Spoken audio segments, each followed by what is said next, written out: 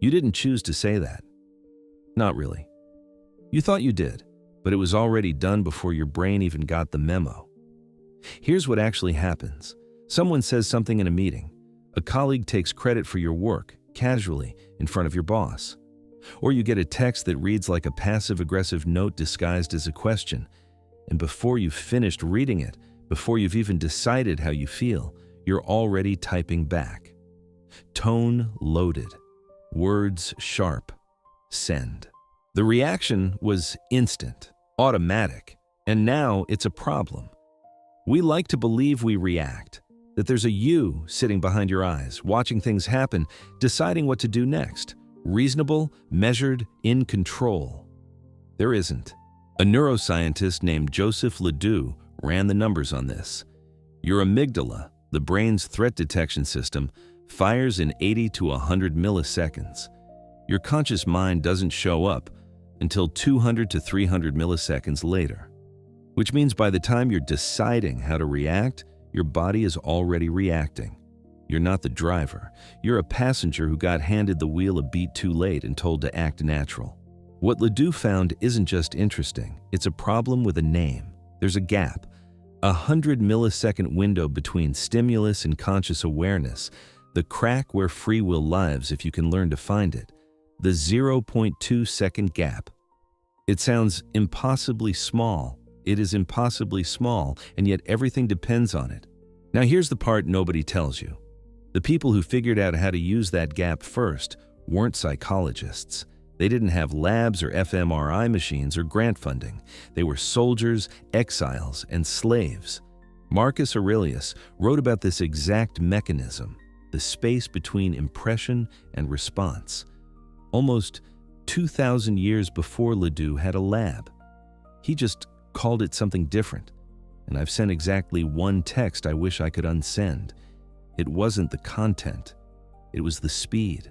What you're about to find out is what happens to your body for the 26 minutes after you don't find that gap. You think the argument is over? Your body disagrees. It's still fighting, and it's been doing that for the last 26 minutes without telling you. Here's what nobody tells you about that gap.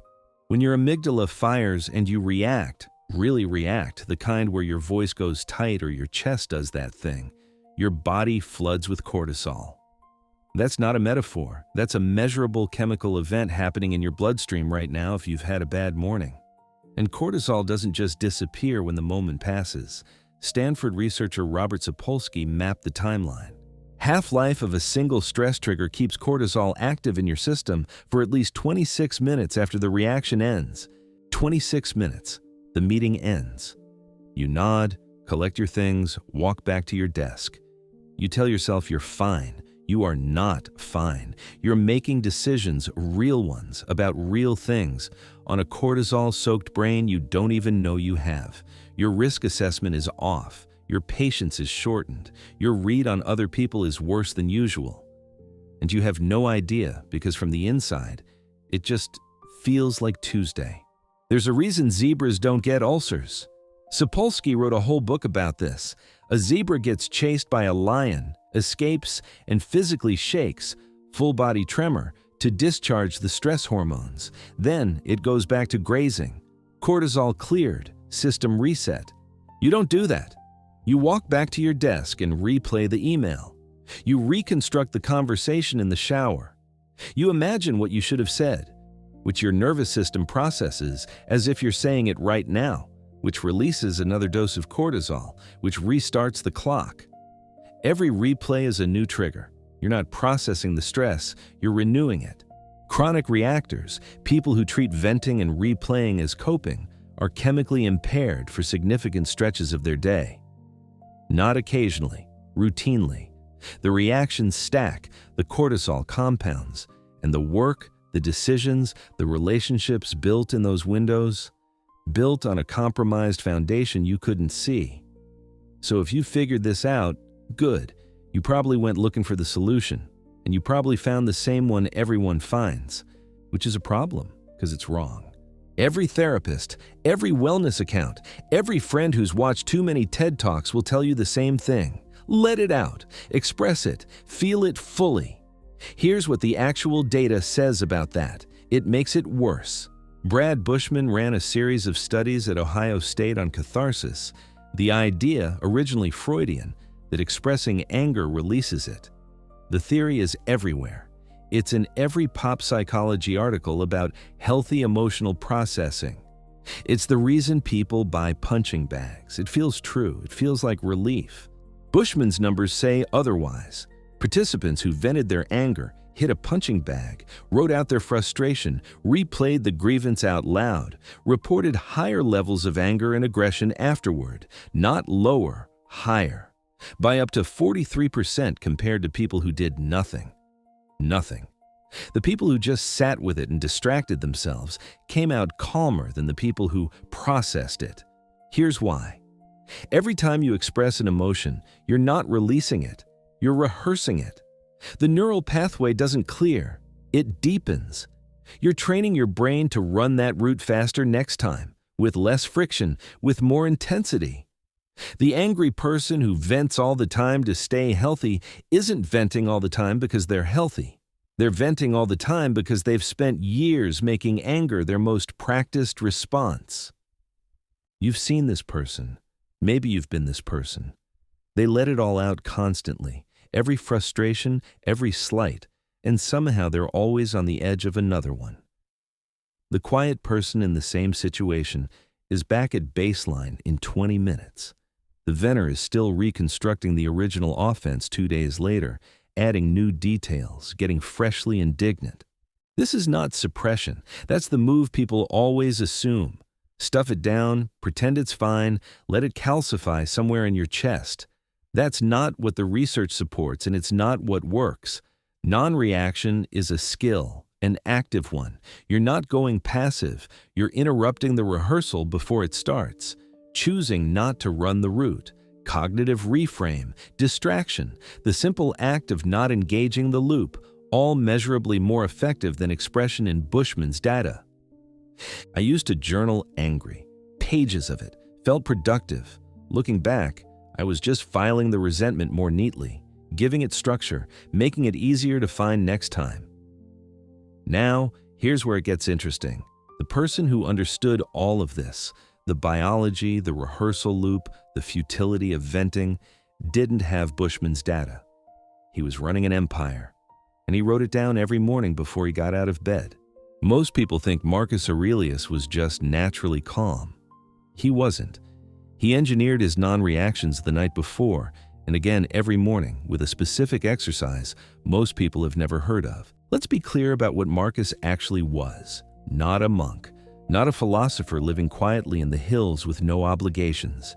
He was emperor of Rome at its height, the most powerful person on earth, managing wars on multiple fronts, a plague that killed 5 million people, and a court full of people actively trying to undermine him. The calmness you read in the Meditations wasn't temperament. It was a practice, built deliberately, maintained daily, under conditions that would have broken most people before breakfast. Here's what he actually did. Book 2 of the Meditations. Before getting out of bed, Marcus mentally rehearsed the people he'd encounter that day. Not the easy ones. He specifically rehearsed the meddling ones, the ungrateful ones, the arrogant and dishonest and petty ones. He named them. He pictured them. He ran through what they'd do. This looks like pessimism. It isn't. It's inoculation. By the time Marcus walked into a room and someone behaved badly, took credit for his work, contradicted him in public, dragged their feet on something important, he had already met that person at 6 in the morning, mentally, calmly, without cortisol.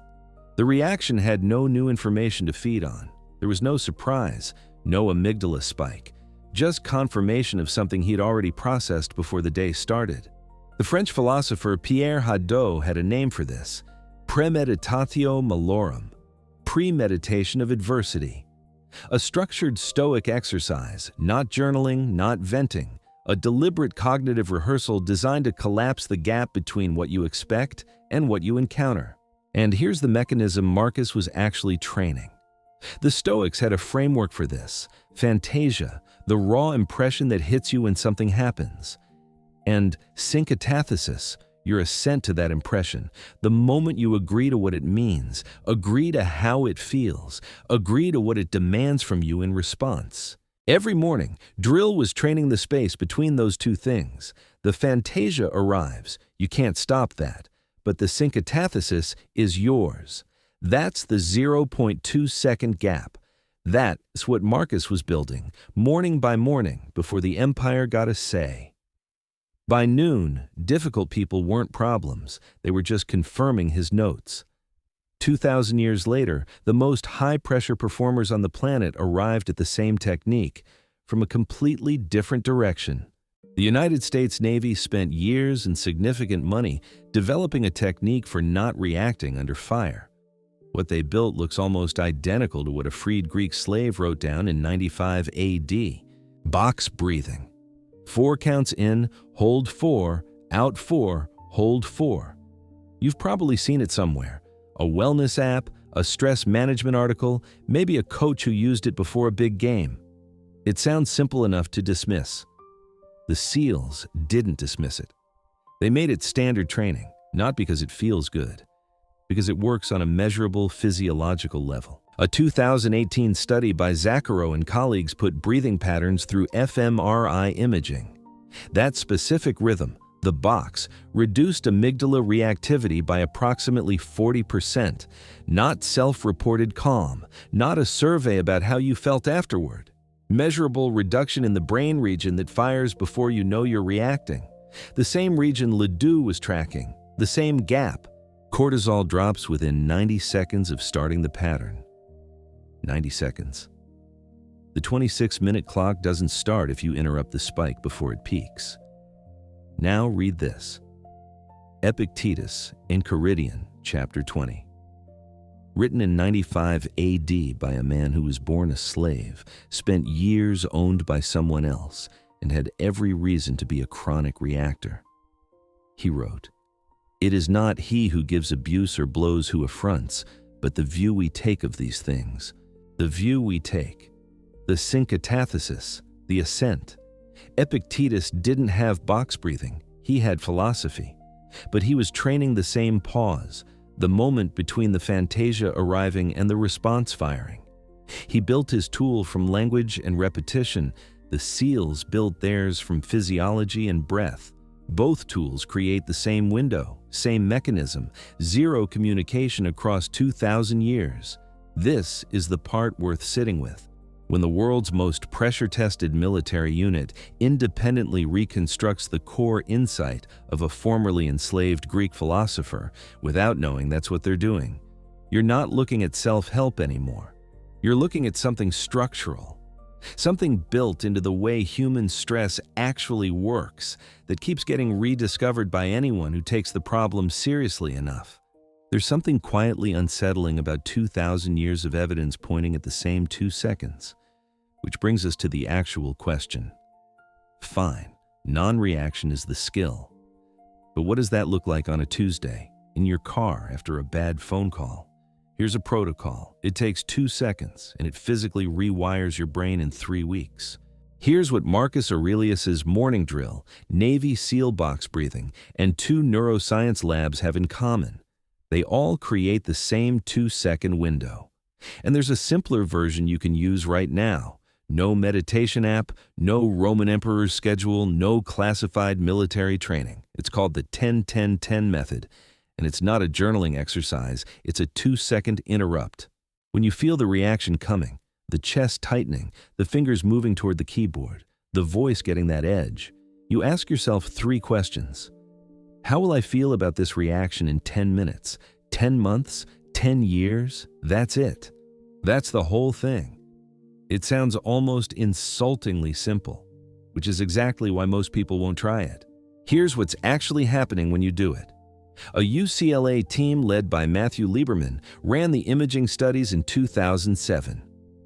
When you label an emotion, when you give it a name and a time frame, amygdala activation drops by approximately 50%, not over weeks of practice, in the moment. The act of naming what you're feeling and projecting it forward in time interrupts the automatic loop before it completes. You're inserting language between the fantasia and the syncatathesis. You're finding the gap. And if you do this daily, not occasionally, not when you remember, Sarah Lazar's team at Harvard Medical found measurable structural changes in prefrontal-amygdala connectivity after 21 days. The pause gets easier, not because you're more disciplined, because the brain has physically rewired to make it the default path. 21 days. That's the window Marcus was working with every morning.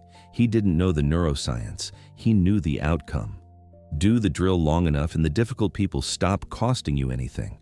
The reaction that used to take 26 minutes of cortisol and half a day of impaired judgment shrinks to a breath and a question.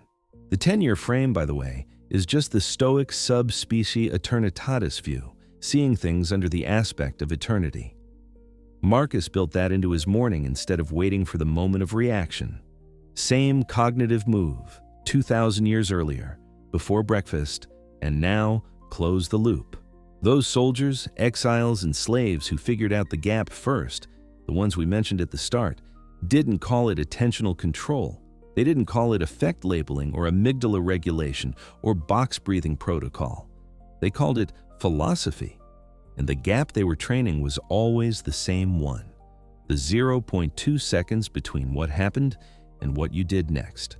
That gap hasn't changed. The triggers are different: group chats instead of Senate chambers, performance reviews instead of battle dispatches, but the mechanism is identical. The amygdala still fires first, the cortisol still runs its clock, the rehearsal loop still deepens every time you feed it. The only variable is what you do in those 2 seconds. If you made it here, you're probably the kind of person who actually tries things. So try this one for 3 weeks.